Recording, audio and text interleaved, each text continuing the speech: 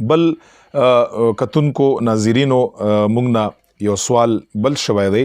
په دغه پروګرام کې ستاسو طرف نه چې کوم سوالات دي زه هغه سوالات راخلم او ترتیب وار هغه ستاسو په وړاندې زګدم بیانوم یا هغه دا دی چې اعتکاف تقریبا اعتکاف نن دا د هفته ورځ ده او 19 روزه ده سبا اتوار د شلمه ده او د پیر په شپه باندې به ان شاء الله تعالی پاکستان کې 21 رمضاني خلق به اعتکاف تکینی نو اعتکاف متعلق پوښتنه کړي نیت یې څنګه دی او اعتکاف طریقې کار څه شی دی په څو قسمه باندې دی نو مختصرا د غرور له جواب ورکوم چې اعتکاف دا سنت دی او ډیر فضیلت یې دی ډیر ثواب یې دی حضور مبارک په ټول عمر باندې چرته په خپل اراده باندې پرې خو نه دی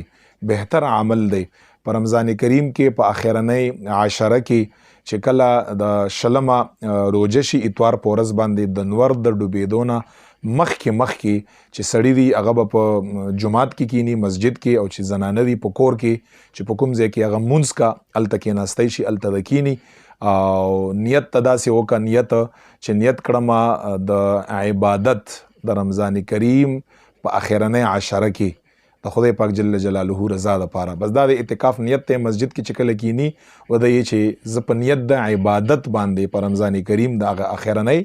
عشره کې د الله جل جلاله رضا لپاره کینما لس ورځې د کینی دا غ اعتکاف نیت ته او دا یاد لري په اعتکاف کې چې کله انسان کینی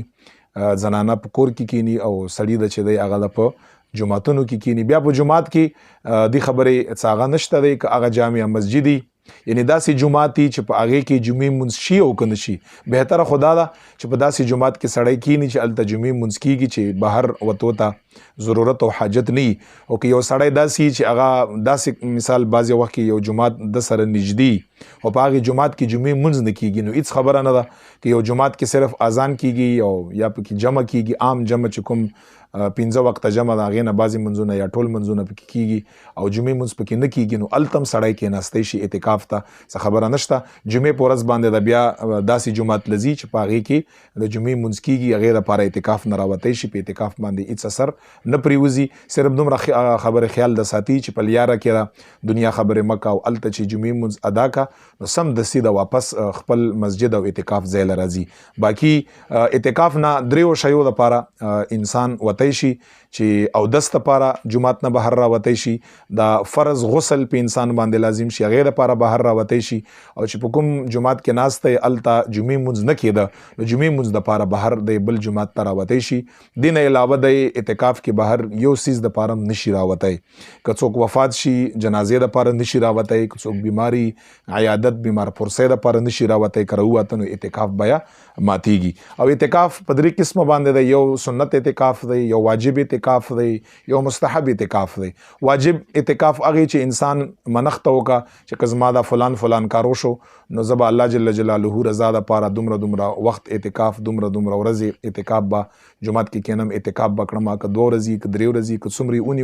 څومره اومانه دي تویل کېږي واجب اعتکاف د سره کروژې نیول یو سره نیمه یاد کړي واجب اعتکاف سره روزه نیول دا لازم او ضروری دي روزه به سره نسی دا واجب اعتکاف د سنت اعتکاف دا رمضان کریم د اخرنۍ عشره چې کوم اعتکاف د سره خو اسیم روزه شته دی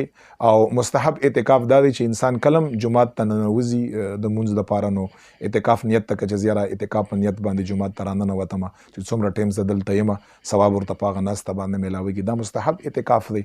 نو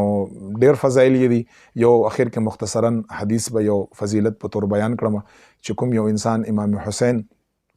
رضی الله تعالی عنہ فرمای چې کوم یو انسان اعتکاف وکړه لس ورځو الله جل جلاله رضا لپاره نو خدای پاک جل جلاله دغه انسان له دو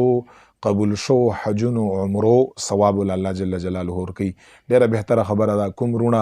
او زمونږ استادو خويندې میندې او رونه به ایګان کینی مونږ هم دعاګانو کې یاد ساتي ټول امت مسلمه دعاګانو کې یاد ساتي کوشش وکړي چې خپل وس مطابق پاغي کې عبادت وکړي او الہ العالمین دا ټول مسلمانانو د اعتکاف روزه په خپل دربار عظیم کې قبول او منظور کا